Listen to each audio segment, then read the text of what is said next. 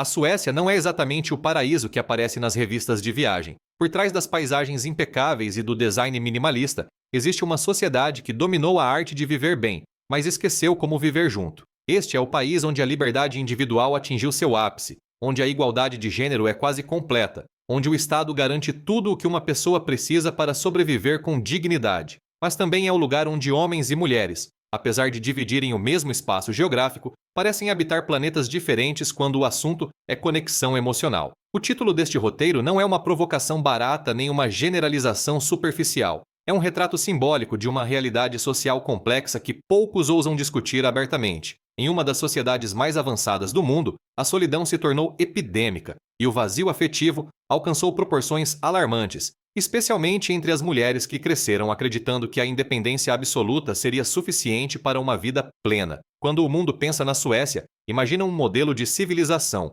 um país onde tudo funciona, onde as pessoas respeitam filas, onde a corrupção é praticamente inexistente, onde a natureza convive harmoniosamente com a urbanização moderna. As cidades são limpas, os sistemas públicos são eficientes, a educação é gratuita e de qualidade, a saúde é acessível para todos. Mas existe outro lado dessa moeda reluzente. A mesma sociedade que eliminou tantas desigualdades criou uma nova forma de pobreza, a pobreza afetiva. As ruas de Estocolmo, Gotemburgo e Malmö são preenchidas por pessoas que caminham lado a lado sem nunca se tocarem, sem trocarem olhares, sem estabelecerem qualquer tipo de vínculo. O transporte público é silencioso como uma biblioteca. Os vizinhos mal se conhecem. As festas corporativas são formais e contidas. Até mesmo nos bares e restaurantes, a atmosfera é de controle emocional absoluto. A expressão sueca "lagom" define bem esse espírito nacional. Nem muito, nem pouco, apenas o suficiente. Mas quando aplicada às relações humanas, essa filosofia cria distâncias invisíveis que se acumulam ao longo dos anos,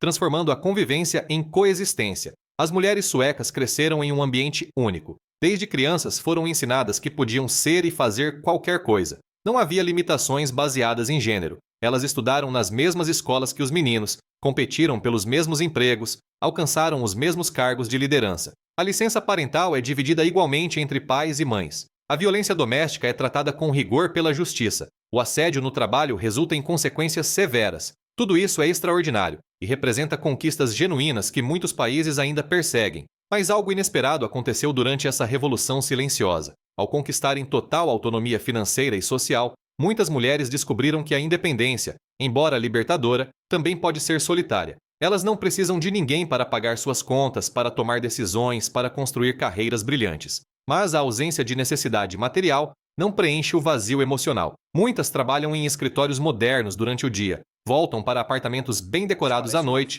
preparam jantares saudáveis para uma pessoa só e passam as noites assistindo séries ou rolando feeds infinitos nas redes sociais. A liberdade prometia felicidade, mas entregou autonomia. E autonomia, descobriram tarde demais, não é sinônimo de conexão. A moda e a aparência das mulheres suecas refletem essa dualidade. Elas se vestem com elegância discreta, combinando funcionalidade com estética minimalista. Cabelos naturalmente loiros, pele clara, corpos mantidos com exercícios regulares e alimentação balanceada. Mas há algo nos olhares que revela cansaço existencial. Não é depressão clínica, não é tristeza explícita. É uma resignação silenciosa diante da percepção de que construíram vidas perfeitas no papel, mas vazias na prática. Conversas em cafés revelam padrões recorrentes. Mulheres na faixa dos 30, 40 anos profissionalmente realizadas, financeiramente estáveis, mas emocionalmente exaustas. Elas falam sobre relacionamentos que nunca decolam, sobre homens que preferem manter distância, sobre aplicativos de namoro que geram encontros casuais,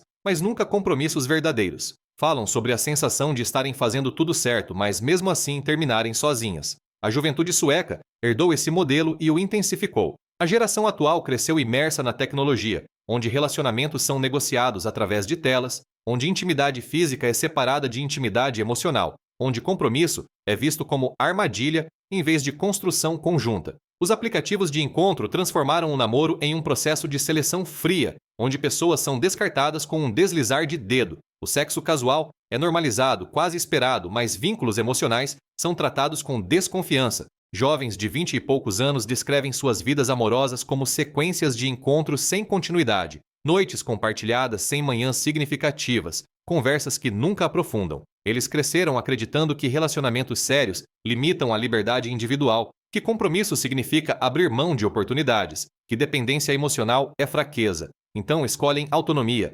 escolhem independência, escolhem solidão disfarçada de liberdade. Os homens suecos vivem uma crise silenciosa. Criados em uma sociedade que desconstruiu papéis tradicionais de masculinidade, muitos se sentem perdidos sobre o que significa ser homem no século XXI. Eles não são mais provedores exclusivos, não são mais autoridades incontestáveis, não são mais os únicos tomadores de decisão. E isso é positivo, evidentemente. A igualdade exige essa transformação. Mas no processo, muitos homens simplesmente se retraíram. Alguns mergulharam em carreiras e hobbies solitários. Outros se refugiaram em comunidades virtuais onde podem expressar frustrações sem enfrentar consequências reais. Há os que desistiram completamente de buscar relacionamentos românticos, convencidos de que os custos emocionais superam os benefícios. Essa retirada masculina não é organizada nem consciente. É um fenômeno disperso, mas coletivo. E as consequências são visíveis no desequilíbrio das dinâmicas sociais. Mulheres que gostariam de construir parcerias encontram homens que preferem distância.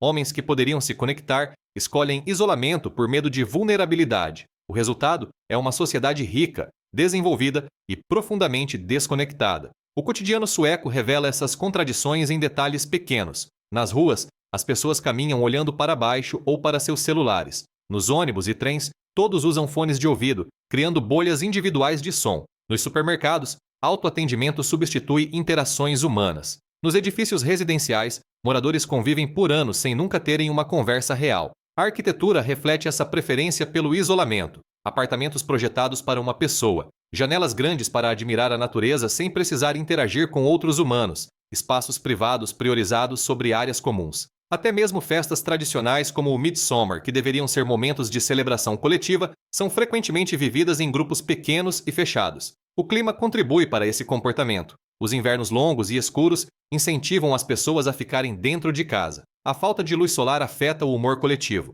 mas seria simplista culpar apenas o clima. O isolamento sueco é cultural, é estrutural, é resultado de décadas de políticas que priorizaram a autonomia individual acima de vínculos comunitários. A liberdade sueca é real e admirável. Mulheres podem andar sozinhas à noite sem medo. Não há pressão social para casar ou ter filhos. Divórcios são simples e não carregam estigma. Homossexualidade é totalmente aceita. Cada pessoa pode construir a vida que desejar sem interferências externas excessivas. Mas essa mesma liberdade criou uma sociedade onde ninguém precisa de ninguém. E quando ninguém precisa, as conexões se tornam opcionais. E quando conexões são opcionais, elas frequentemente são negligenciadas. As mulheres suecas não sentem falta de homens porque são dependentes ou carentes. Elas sentem falta de conexão humana genuína, de calor emocional, de presença real. Sentem falta de conversas profundas que vão além de trocas superficiais. Sentem falta de alguém que escolha ficar não por obrigação, mas por desejo verdadeiro. E essa falta não é exclusiva das mulheres. Os homens também a sentem, embora expressem de formas diferentes. A diferença é que as mulheres foram socialmente condicionadas a articular emoções, enquanto muitos homens simplesmente se calam e se afastam. A diferença é que as mulheres foram socialmente condicionadas a articular emoções, enquanto muitos homens simplesmente se calam e se afastam. Por trás das estatísticas impressionantes de igualdade, renda per capita e qualidade de vida, existe uma verdade incômoda. A Suécia é um dos países com maiores índices de pessoas vivendo sozinhas. Mais da metade dos domicílios são ocupados por apenas uma pessoa. O consumo de antidepressivos é altíssimo. O suicídio, embora menos comum que décadas atrás, ainda preocupa as autoridades. E não se trata de pobreza ou falta de recursos. Trata-se de vazio existencial, de ausência de propósito compartilhado, de vidas perfeitamente estruturadas, mas emocionalmente ocas. As loiras suecas que simbolizam esse fenômeno não são vítimas patéticas nem personagens de conto de fadas esperando resgate. São mulheres reais, complexas, fortes e simultaneamente vulneráveis. São profissionais competentes que comandam reuniões durante o dia e choram sozinhas à noite. São mães solteiras que criam filhos com competência,